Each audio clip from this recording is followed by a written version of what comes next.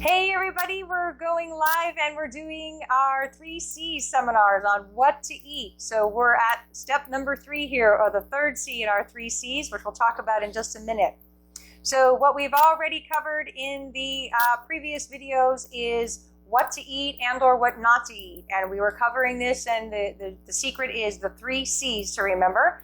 And the first one here, 3 C's, is carbohydrates. We talked about reducing or eliminating your carbohydrates.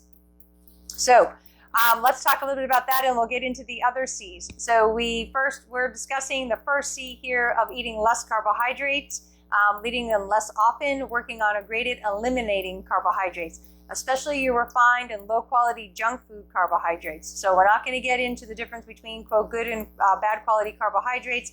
That's another video. But overall, if you just reduced your carbohydrate intake overall, that would go a long way.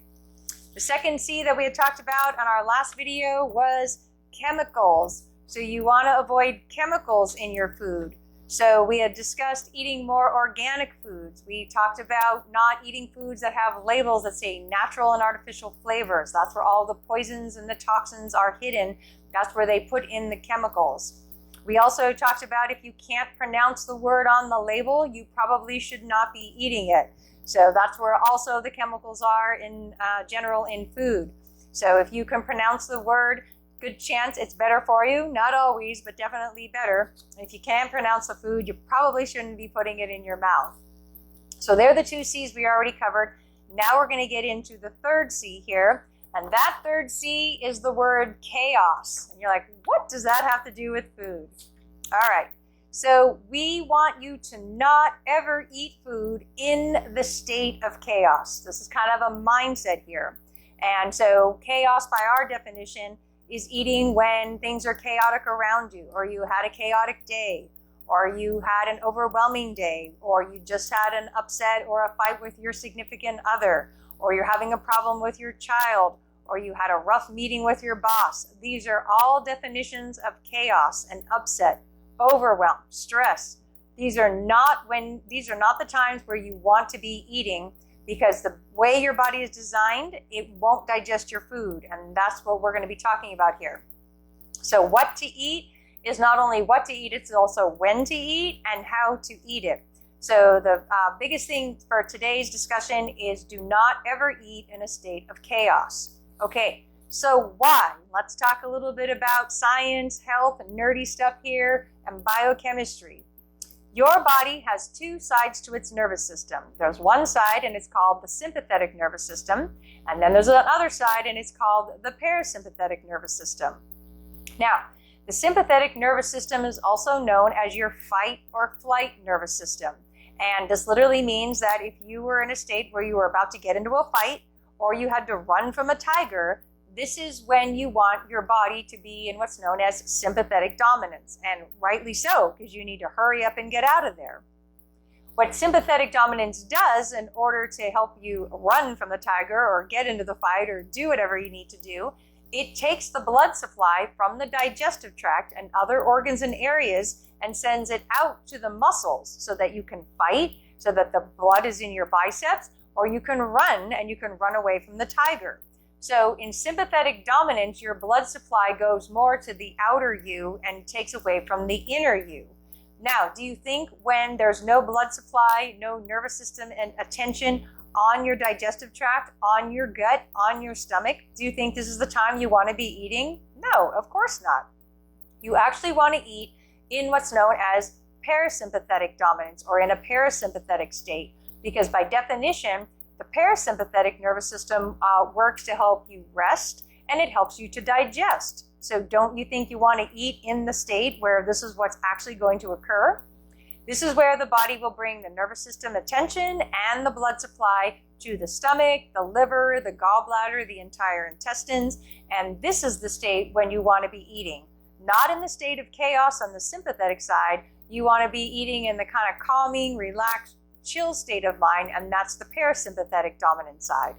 Now, for everybody watching, without even knowing you, I can absolutely tell you if you have any kind of digestive problems, whether that's heartburn, GERD, reflux, you have gallbladder attacks, you get stomach bloating, you have diarrhea, constipation, anything going on in the digestive tract, I know for certain, to some large or small degree, you have eaten too many foods, too often, for too long, for too many years, in a state of sympathetic dominance.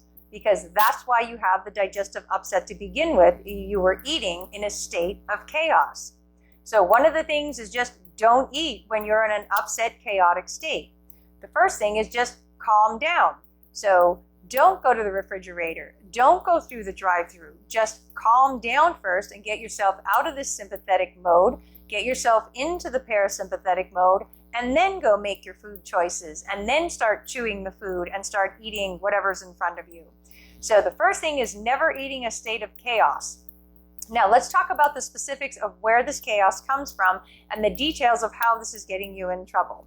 So first we know, just don't even put the food in your mouth until you're actually calm. So wherever that is, and for however long it takes, by the way.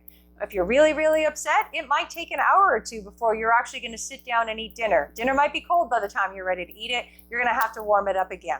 Or maybe you're going to be skipping that meal altogether, because it would actually be better at that point to not eat than to eat if you're eating in the state of chaos. Okay? So how you're going to do this and apply this to your life in general.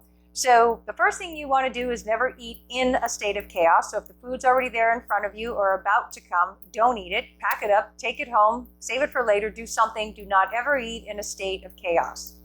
The next thing is then for more long-term planning and daily and weekly planning is don't ever go to the grocery store or do food shopping in this state of chaos. Don't ever rush in and hurry up and get the food, because you will make bad food choices. You have to go calmly, sanely, logically. Ideally, you go to the store with a shopping list on your phone or on a sheet of paper, and you're ready and you're prepared to go in a calm state, in a parasympathetic state to do your shopping, not in the sympathetic, chaotic state. One of the secrets when you're in the store on how to better control this and keep yourself out of trouble, if you're going to need some help as you get this grooved in, is only shop the outer circle or the outer rectangle, depending on the shape of your store, but only shop in the perimeter. So this will keep you out of a lot of trouble, because most of the low quality foods that have all of the refined carbohydrates and the chemicals in it are in the actual aisles. So if you just shop for your real food, your fresh food around the outside, you would be in much better shape health-wise by doing that. So even if you go into the store in a chaotic state, then don't be tempted to go down the aisles. Now you're going to have to skip over the bakery because that's not so good or healthy, but try and get around that. So let's start with the vegetables. So you go in and you take a look, and then in a calm state, take a look at what vegetables that you might want to eat. Now here's a secret about eating in general, and I use silly examples, but it really makes sense. So all the time, and even in this video series, people are asking me, Dr. Lori, what should I eat? And my honest answer is, I don't know. I know it needs to be healthy, but after that, it's basically up to you. And then you're like, well, that's not any help. Well, I need more data. I need more information. It's like, okay, well, here's an example, and then we'll figure it out together. Let's say, for example, that instead of being a health consultant or a food consultant, I'm a shoe consultant, okay? So shoes, yes. And I tell you, it's like, all right, your feet are sore, you work on your feet all day. My recommendation as a shoe consultant is you need to go buy a better quality pair of shoes. And then just with food, if I said that, is like, you need to start eating some better quality food. And then you'd be like, with the shoes, you'd be like, well, what shoes would they be? And the actual answer is I don't know. I can only give you the parameters. And here's the reason why. One, you have to decide if the shoes that you like the best, regardless of which ones they are, as long as they're good quality, are these usually a fabric shoe or a leather shoe? Do these have a high heel, a low heel, no heel? Do they have shoelaces? Do they not have shoelaces? All these things are acceptable kinds of shoes as long as the quality of the shoe is there. So long as they are made from good, genuine materials, as long as they provide your foot a good foundation that you can stand on, as long as they allow the foot to breathe and they're comfortable, these are the parameters on shoe buying I can give you, but the rest is up to you. The same is true for better eating, what to eat, and current and your future food choices has to be within those same parameters. So we'll go back to the vegetable portion of the grocery store. I can't tell you what vegetable to eat. I can only tell you one, based on our other videos. I would recommend picking a lower carbohydrate vegetable. And two, I would recommend an organic, so you're not getting any more chemicals than you need. The third thing is then, in keeping with the chaos, is just be calm and in a state of mindset to go around and take a look at all the vegetables. So maybe you look at the romaine lettuce and it doesn't look appealing. Don't buy it. Maybe the red peppers are fresh and they were flown in, or there's a local store, a local farmer that brought in these beautiful peppers for the summer. Then great, buy peppers. If the cucumbers look great, then throw in some cucumbers. If the cauliflower is not appealing, don't put in the cauliflower. There is no right or wrong way to shop within the individual food items, as long as we talked about with the shoes, you're following the basic parameters. It's good quality, it's good for you, there's some nutrition in there, and most importantly, it looks appealing and you would actually want to eat it. Then you strategically just work around the store and go to all of the foods. So you can look at all of the dairy, you can look at all of the cheeses. Maybe you want a harder cheese or a softer cheese. They're all fair game, they're all real foods, they're all acceptable on what to eat, so just pick ones look good to you. Then you get to the meat section. Maybe you're more for a steak. Maybe you want a lighter protein, you're in the mood for fish, or you're looking at the poultry. It's all good quality choices because it's all real food and you're on the perimeter of the grocery store. It's just a matter of which ones do you want to eat. So all your vegetables are fair game, all of your dairy products are fair game, all of your meats are fair game, and this is all of the things around the perimeter of your store. Now again, you're going to have to skip over the bakery, and when you get to the frozen foods, you're going to have to skip over the ice cream. But for the most part, you can keep yourself pretty healthy and pretty safe by just shopping the outer perimeter of the store. The next thing we're going to talk about then is what I get a lot from my patients are excuses on that I had to eat out, or there was nothing to eat in the house, or it was a really rough day, so we had to go out to dinner. And I'm like, well then, why couldn't you still be healthy at the restaurant? And, there are healthy choices on the restaurant menu. And this is even, we're going to talk about in just a minute, no matter how low quality the restaurant, there are always healthy choices. So let's just use a traditional restaurant setting first and foremost.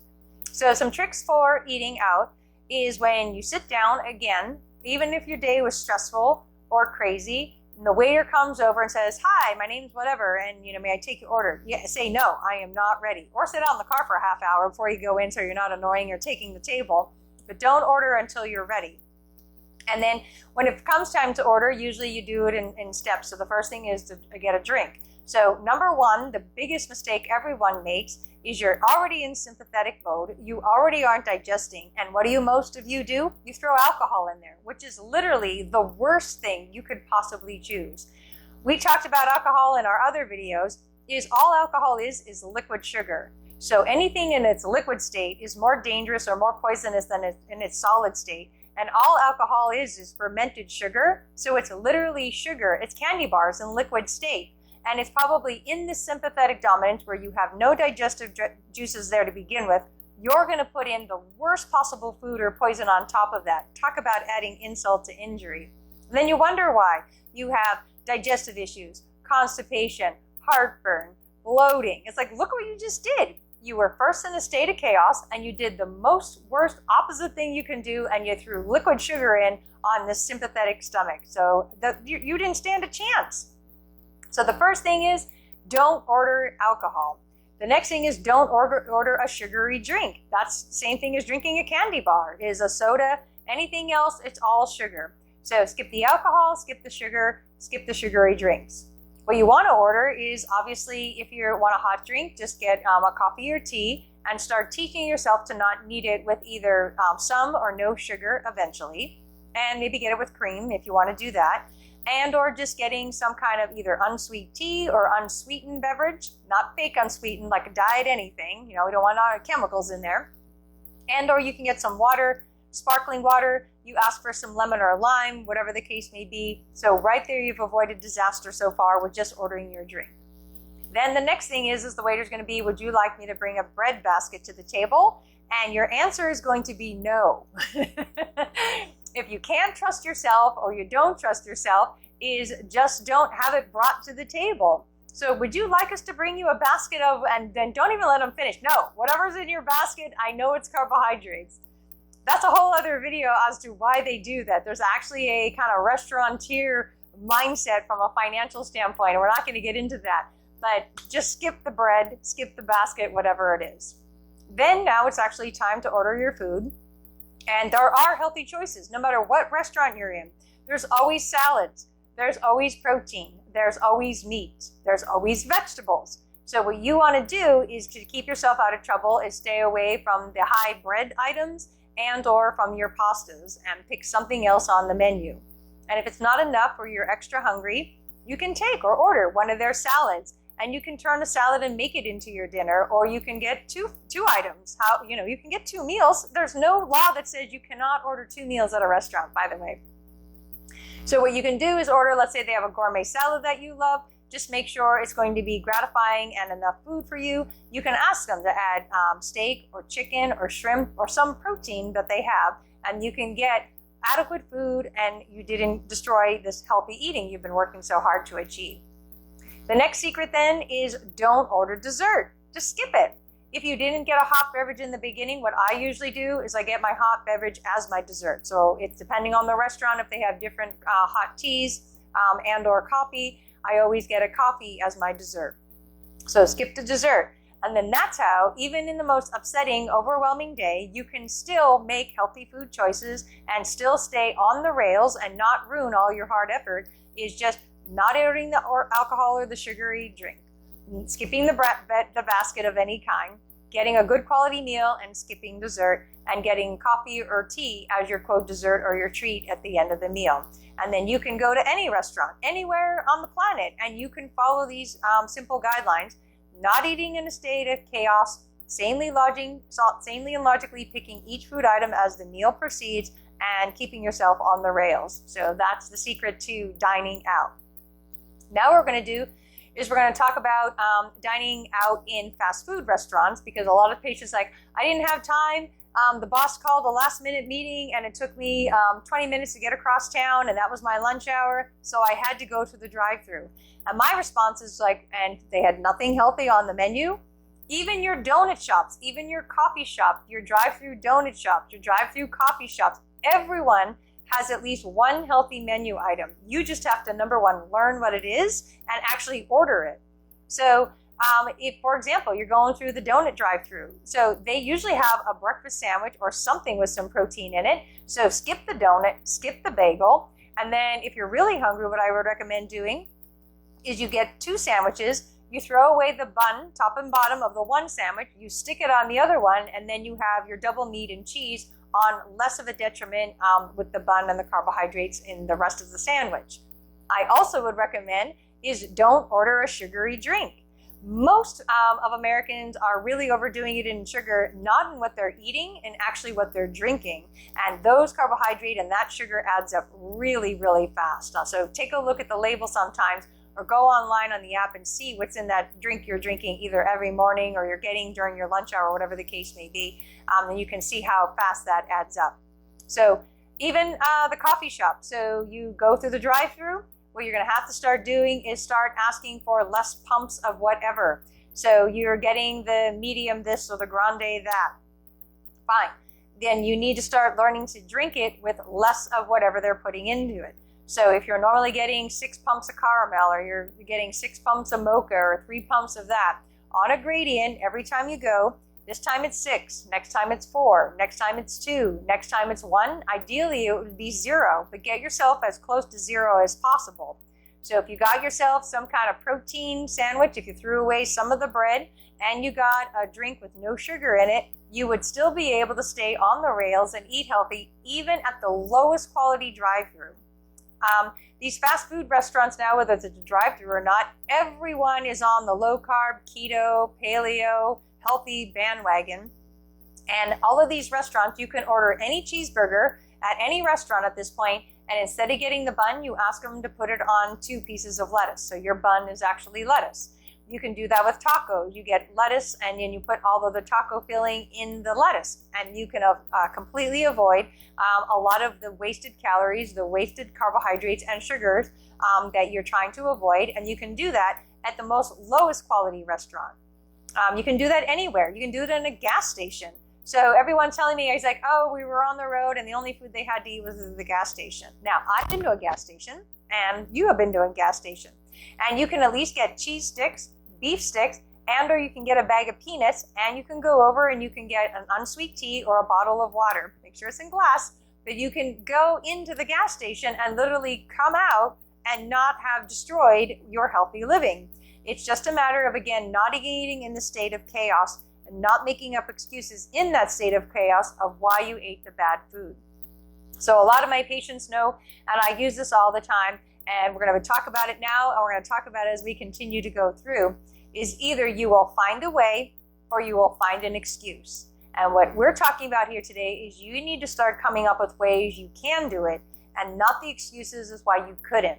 I was stressed that day. I had a bad day. I had an upset occur. I had no time to eat lunch. I had to eat out. I had to go to the drive-thru. These are all excuses because I just debunked every single one and show how you can go to every one of these places and do it. Because this is what I do. This is when people are like, Dr. Lori, how do you continue to be so healthy and do everything you do? And it's like, because I figured it out. The first thing is never doing any of this in a state of chaos and actually taking at least 5 minutes to calm down and think about what my next meal or my next food choice is going to be.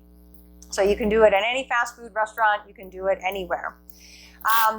The next part of that is like on-the-go eating. So let's talk about that. So you have these choices that we had just talked about. And one of the great things to do on the on-the-go eating is just go around with a cooler in your car. So a lot of you, whether you're nurses, physical therapists, etc., you're a salesman, you spend a lot of time in your car, and there's no excuse. You can stop, and as part of your weekly shopping, you can get your car food items. And then as part of your morning routine, before you walk out the door, you're going to grab your you're going to grab your keys, your cell phone, you're going to grab your cooler, and put all of that in your car. It's part of your morning, gather my things before I walk out the door list. And so you're going to throw in your cheese sticks. Vegetables will last all day in the car, by the way. You can put some ranch dressing in there, some beef sticks, whatever you want, and then you can keep yourself out of trouble. It's also more economical as well. So if you're trying to save money, stop eating at the fast food restaurants and then just throw a pile of food in your cooler and put that in the car, and you can eat and nosh on that most of the day. The long-term solution to that as well is I have a lot of patients, especially now that it's the summer, they're going on trips, they're going away for several weeks, they're going to be driving cross country, and then they're going to come back and say, oh, Dr. Lori, it was a really bad 3 weeks. I'm like, why? Again, I just give you all the solutions. There's no reason, there's no excuse. There's never going to be a bad day. There's only a bad day by choice.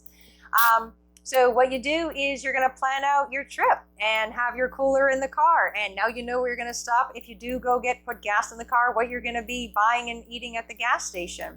Part of that is what I always do is any trip I go on, depending on if I have a car or not, or I'm flying, etc., is I plan my hotel stays near a grocery store or some good quality food places. So I always look on the map. You go and you put it on your phone. Not only do it by location, as convenient it is to the venue you're in town for, but also take a look if you can make a triangle, your hotel, where the venue is, and then where there's actually a grocery store. And then what I do is either if I have my own car, I drive over and I stock up. Most hotels have a little mini refrigerator these days. And or, because we have all the third-party car services now, call up a car service, have them come pick you up, either bring the food to your hotel and or go out and let them shop and hang out in the parking lot or get a car service to bring you back. But there are always solutions. And so I stock up and I put some good snacks and food items in my hotel room once I arrive. So always planning, strategically planning.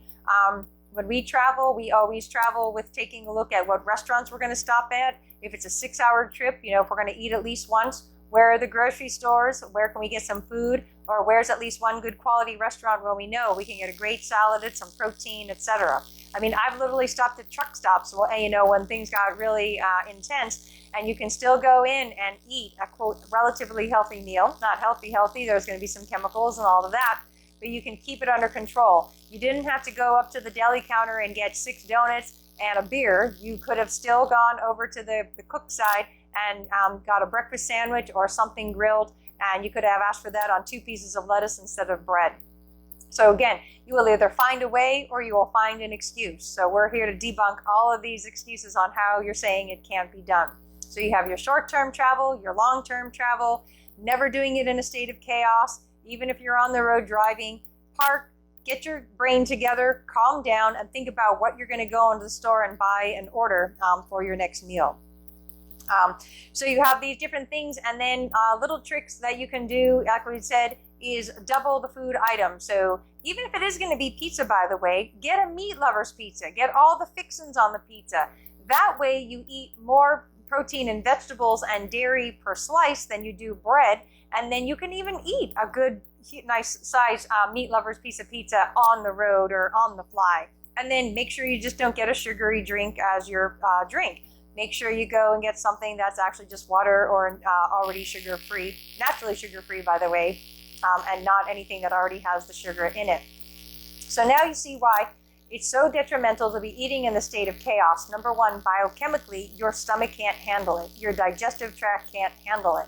And it is at least 50% of the reason why you have any digestion or stomach upset is because you've been doing this too often, too long, and then just eating in a calm state, not in a chaotic state, would go a long way in getting you better food and eating choices. You have the ideas as of shopping the outer store. You need to plan. You need to have a food shopping list on your phone. If you don't trust yourself, don't have these food items in your house. Don't tempt yourself with the candy dish. Don't tempt yourself with your favorite cookies. That's the other thing when patients are telling me like, oh, I ate whatever. My question is, how did it get into your house? So you're shopping. Remember, be two different people. You have to be the calm, sane, logical shopper. That way, in case the crazy, wild, chaotic you comes home from work the next day, the calm shopper from the day before didn't put any food items in your house to tempt you. You have to plan ahead. You have to have your bag or box that you're going to be using for your traveling in your car. So you have all of these options of never eating in a state of chaos because one, biochemically, you can't handle it. Now, what happens biochemically when the blood is not in the stomach and you're eating in the wrong dominance, literally your food rots in your stomach because there is no enzymes and there's no hydrochloric acid or enzymes to do their job. So this is where a lot of the heartburn comes from. This is where you get lower abdominal problems, is your body is now pushing this non-digested or maldigested or fermented food through the tube, and then you have digestive upset. So you don't ever want to eat in a state of chaos. One, just because it's not what you want to do from a mindset, but secondly, it's actually causing you physiological and biochemical damage.